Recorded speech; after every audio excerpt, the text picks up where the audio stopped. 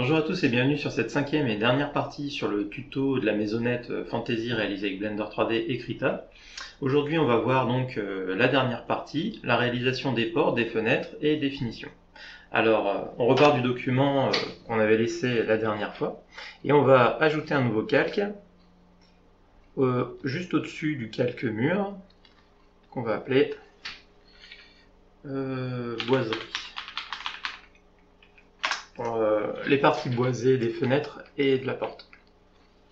Ensuite, on va venir chercher notre sélection polygonale, et à partir de notre crayonné, on va venir définir les zones concernées par nos fenêtres, comme ceci.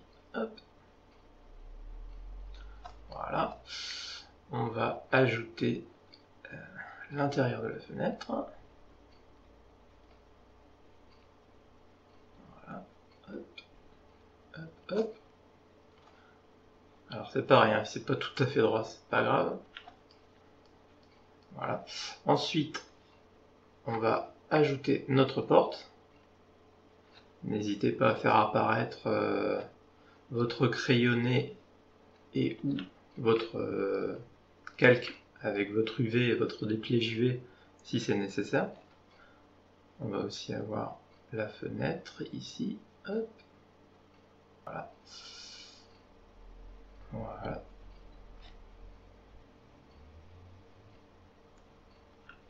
Et voilà. On va ensuite choisir une couleur de bois qui nous convient. En l'occurrence, je vais repartir de ma couleur de bois des poutres. Je vais la prendre un peu plus sombre. Vous n'êtes pas obligé de le faire, hein. Vous pouvez prendre une couleur qui vous semble bien.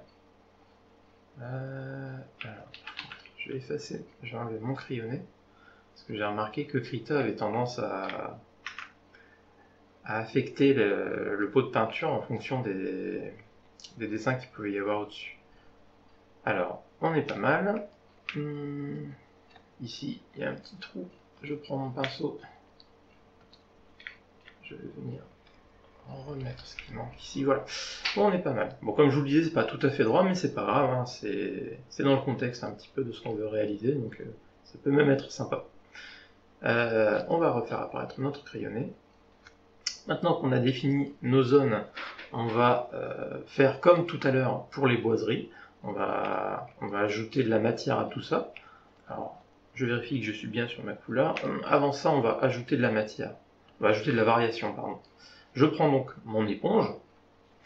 Je vérifie que seul ce que j'aurai défini comme zone ne sera affecté en cliquant sur l'icône ici. Et je vais aller prendre différentes couleurs pour ajouter un petit peu de variation colorimétrique. Hop, voilà. On va mettre un petit peu de... Pourquoi pas une couleur un peu plus chaleureuse comme ça, du rouge, ça peut être sympa. Voilà. Un petit peu sur la porte aussi, pas trop, toujours la main légère. Voilà. Un petit peu de couleur comme ça aussi, un peu plus sombre, tiens. Hop. Voilà. Voilà, on est pas mal, ouais, on est sympa. Je vais quand même ajouter un petit peu de vert en plus. Je retrouve un petit peu notre mousse lichen là. Voilà. Voilà. Ensuite, je repasse avec mon pinceau. Et comme tout à l'heure avec les poutres, je vais commencer à définir un petit peu la matière de mes parties boisées. Alors, je reprends la couleur de base de mon bois et je passe en multiplié pour définir les rainures. Voilà, hop. Toujours en ayant la main légère. Hop, ici aussi. Un peu fort. Voilà. Une espèce de petit arceau ici.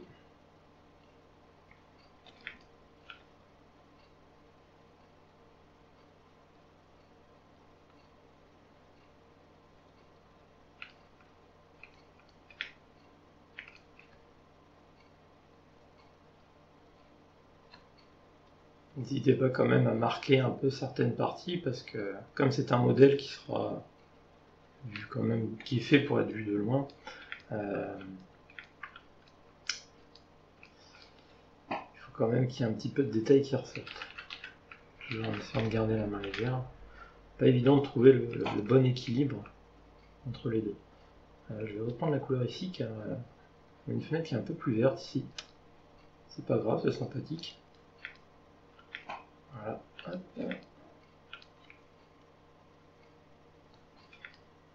Voilà, n'hésitez pas à y aller de votre imagination, hein, pour mettre des formes dans le bois, comme ça, un petit peu, des nœuds, des stries, des cassures, des... Voilà. Maintenant qu'on a mis nos ombres, on va aussi mettre celles sur la porte. Alors avant de définir les ombres de la porte, je vais marquer les planches qui se trouvent ici, en fait, en ajoutant l'ombre qui va venir s'y poser. Hop, voilà. Voilà. Je vais prendre une opacité un peu moindre, avec un pinceau assez gros. Voilà. Là encore, j'ai eu la main un peu lourde, on va y aller encore plus doucement. Parce que là, sinon, ce qui va se passer, c'est qu'on va avoir des pics de contraste.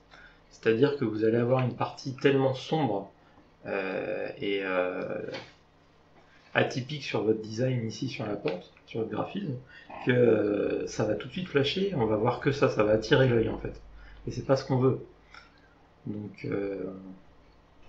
on va essayer de garder la main légère, voilà.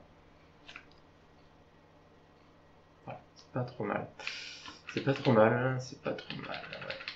C'est pas trop mal. Et je pense que on aura peut-être un meilleur résultat avec une couleur... on va repasser en mode normal. Et on va prendre simplement une couleur un peu plus foncée.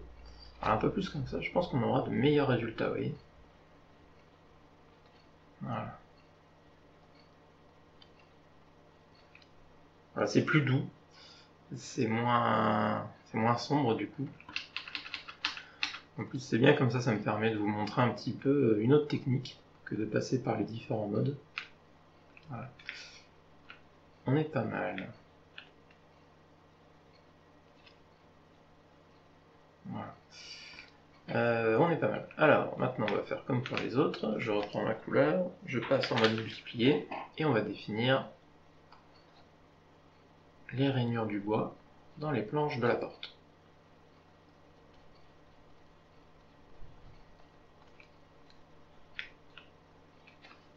Je monte un peu mon opacité.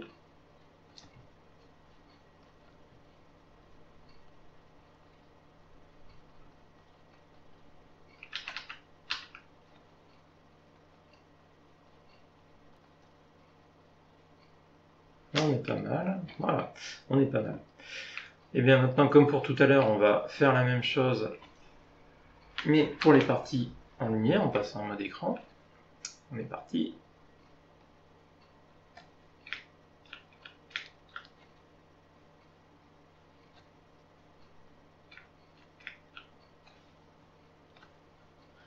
N'hésitez pas à jouer sur l'opacité hein, quand vous sentez que c'est nécessaire. Voilà. Hop. Comme pour tout à l'heure, toutes les zones qui sont entre les zones d'ombre, on va les mettre un petit peu en lumière, pour faire ressortir un peu le modelé du bois. Notre fenêtre ici, on reprend sa couleur.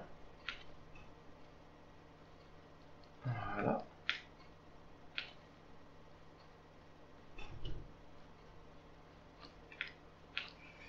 On n'hésite pas à faire ressortir aléatoirement certaines zones par rapport à d'autres.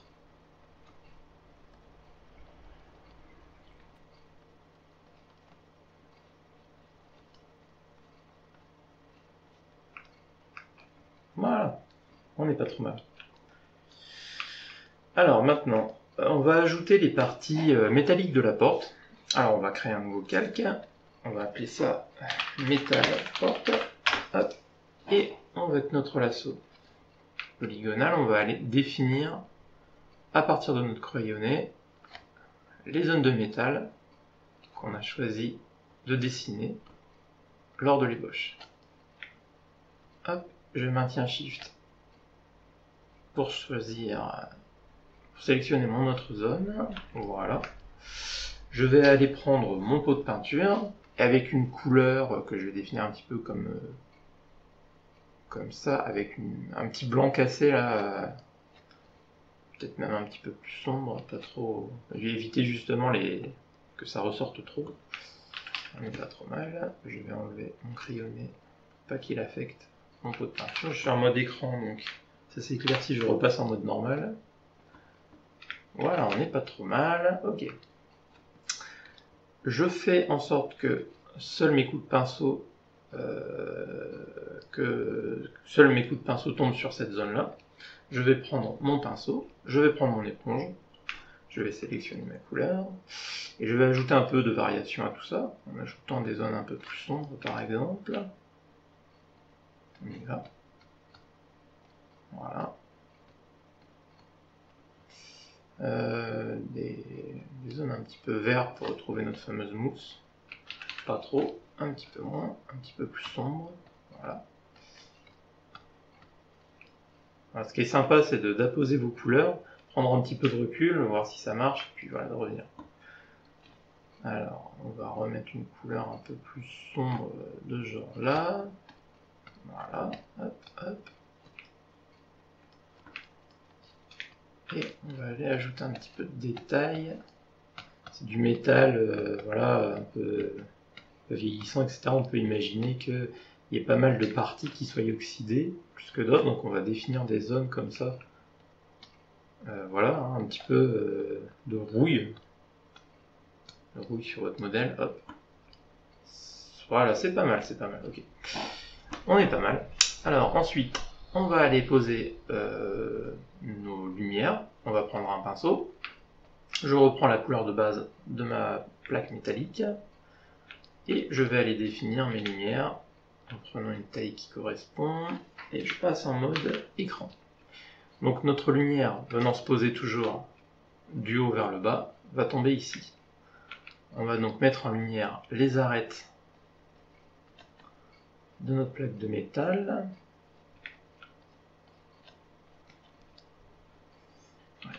Alors la caractéristique du métal, c'est d'avoir des zones de saturation très fortes au niveau des clairs. Alors contrairement au bois où on a été assez soft sur la lumière, là vous pouvez y aller franchement. Mettre des zones de contraste fort. C'est à ça qu'on va reconnaître aussi que c'est du métal. Voilà. On va profiter d'avoir des imperfections à l'intérieur de notre modèle, des zones de rouille et compagnie pour aller rajouter un peu de lumière là-dedans. Hop. Ici. Voilà. Ici. Voilà. Comme ceci. Et on va faire de même ici. Voilà. Une bonne grosse plaque de rouille qui est ici. Hop. Ici aussi. Hop. Pas trop. Un petit peu. Pas trop. Et ici aussi, tiens. Hop. Voilà. Ben voilà. On n'est pas trop mal. De même qu'on a mis de la lumière ici, on va aller mettre de l'ombre. Je passe en mode multiplie après avoir repris ma couleur. Et j'ajoute une petite zone d'ombre ici. Voilà. J'ai peut-être été un petit peu fort. Tac, tac, tac, tac, tac, on annule. On va baisser l'opacité. Ouais, voilà, comme ça. C'est sympa. Voilà. C'est pas mal. Ok. Maintenant, ce qu'on va faire, c'est qu'on va revenir sur notre boiserie et ajouter l'ombre projetée par les plaques de métal sur le bois. Je reprends la couleur de mon bois, je vérifie que je suis bien en mode multiplié, et avec une brosse douce, je repasse en mode multiplié, je vais aller ajouter un petit peu d'ombre. Voilà.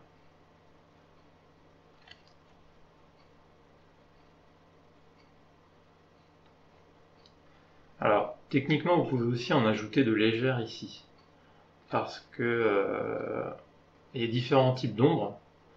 Si ça vous intéresse, je pourrais faire une vidéo d'ailleurs là-dessus. Il y a les ombres projetées, comme on peut en avoir ici, c'est-à-dire que la lumière qui va venir se poser ici va envoyer une ombre ici en dessous de notre plaque de métal. Et il y a les ombres qu'on appelle les ombres de contact, qui se forment en fait dans les creux, dans les jonctions entre les objets.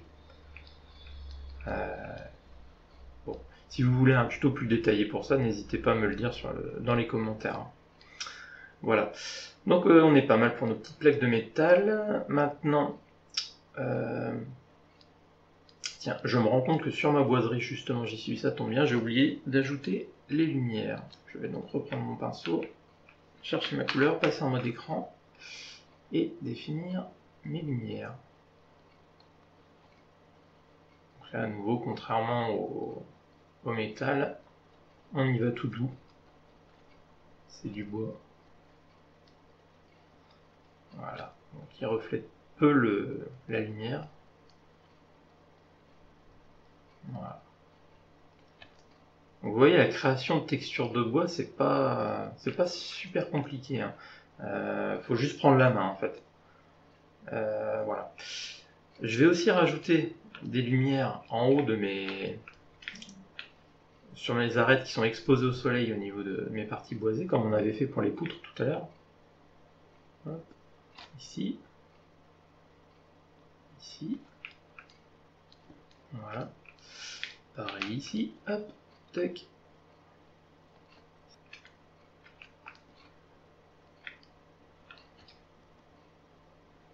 Ici et ici. Hop. Voilà. On est bien. Voilà. Eh bien, cette fois, on est pas mal pour les parties boisées des portes et des fenêtres. On a aussi nos charnières pour la porte.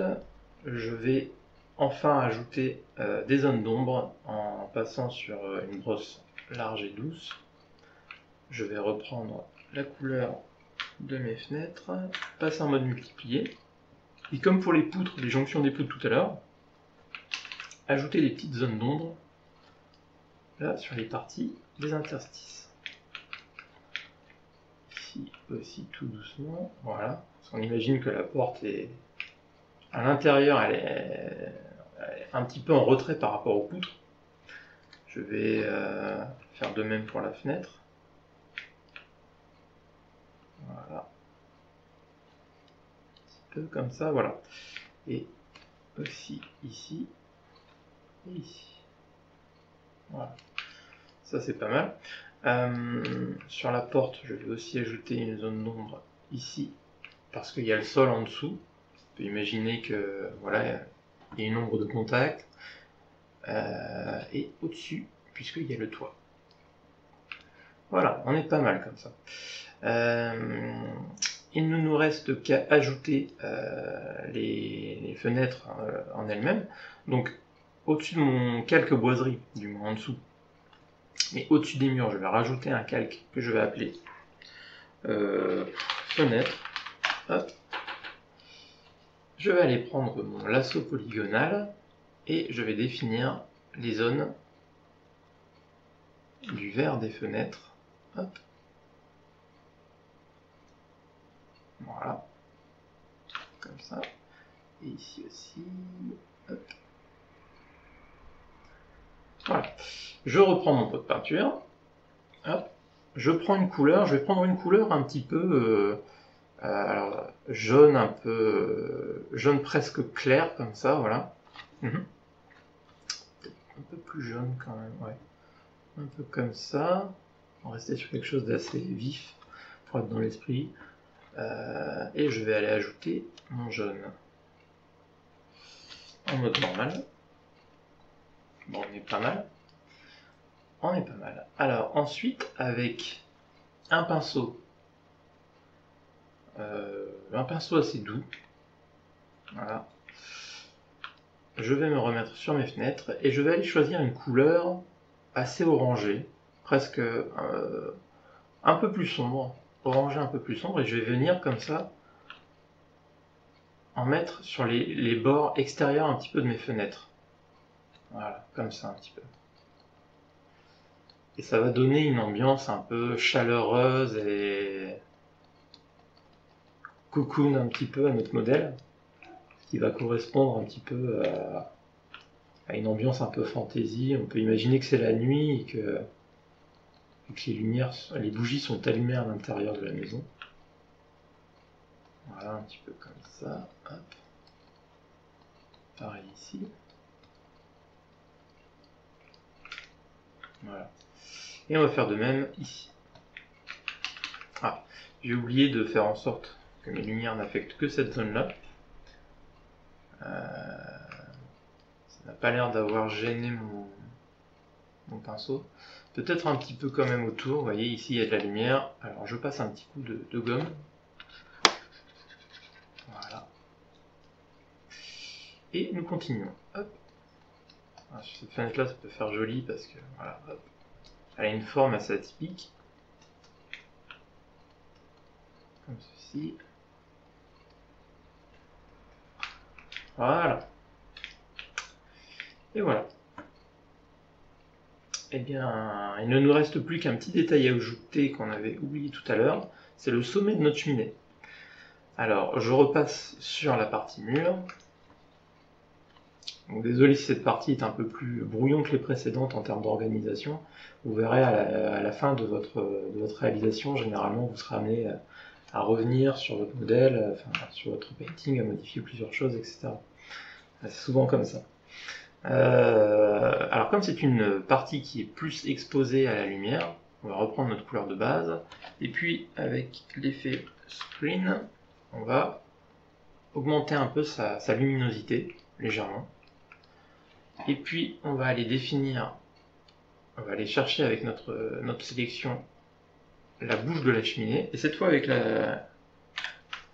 l'effet multiplié et le pinceau, on va aller assombrir un peu tout ça. Voilà, comme ceci. Voilà. On commence à être pas mal.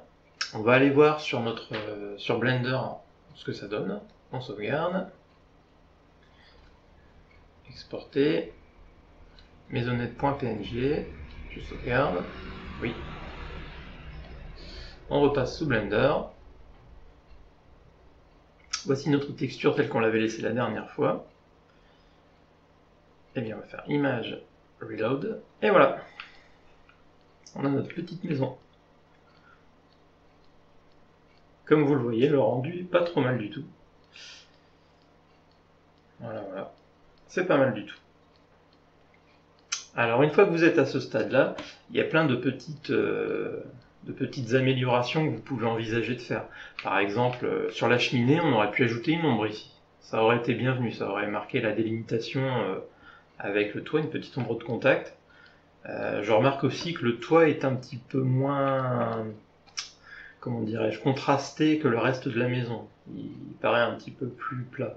On peut revenir sous Krita, aller chercher nos tuiles, et ensuite, en faisant CTRL U, alors pas exactement, en faisant filtre, ajuster la courbe de contraste, on peut aller ajouter ce qu'on appelle une courbe en S, un petit peu, ça va ajouter du contraste. Voilà. N'hésitez pas à jouer avec les paramètres. Hein. Ça c'est pareil, si vous voulez, s'il y a un tuto sur les différentes possibilités en termes de retouches vous intéresse, n'hésitez pas à le lire dans les commentaires. Voilà, on va essayer ça. On va aussi essayer d'ajouter à notre cheminée sa petite ombre. Je vais aller chercher avec mon lasso polygonal uniquement la cheminée. Voilà. Je prends mon pinceau doux. Je vérifie que je suis bien sur mon mur. Je reprends ma couleur, je passe en mode multiplié. Vous voyez, c'est toujours un petit peu les mêmes opérations qu'on répète finalement. Et on va aller assombrir un petit peu tout ça avec une ombre. Voilà. Et je pense qu'on est pas mal. On sauvegarde. On exporte à nouveau. On retourne sous Blender. On actualise l'image. Voilà, on a un toit qui est un petit peu plus contrasté. Je trouve qu'il correspond un petit peu mieux au niveau de contraste du reste de la maison, voilà. Alors c'est pareil, parfois c'est pas évident d'avoir le bon coup d'œil comme ça quand on a la tête dans le guidon et qu'on est en plein travail. Mais là je pense qu'on est sur quelque chose de correct et de fini. Voilà. Donc je pense que le tuto va s'arrêter ici. J'espère qu'il vous aura plu et qu'il vous sera utile surtout, et que vous pourrez vous en inspirer pour faire vos propres créations pour vos jeux vidéo. Si vous avez aimé ce tuto, n'hésitez pas à le partager, à mettre un pouce, un commentaire. Si vous avez envie d'autre chose, n'hésitez pas à me le dire dans les commentaires. Là, on a fait quelque chose de fantastique, mais de fantasy, je veux dire. On peut aussi faire quelque chose de science-fiction, de quelque genre que ce soit. Hein. Et puis, si vous avez des questions aussi sur la technique employée, s'il y a des points sur lesquels vous aimeriez revenir, n'hésitez pas. Il n'y a aucun souci dans les commentaires. Ce sera un plaisir d'en parler avec vous. Et puis, moi, je vous dis à la prochaine pour d'autres tutos. Et je vous remercie encore de m'avoir suivi. Donc, à bientôt et salut à tous!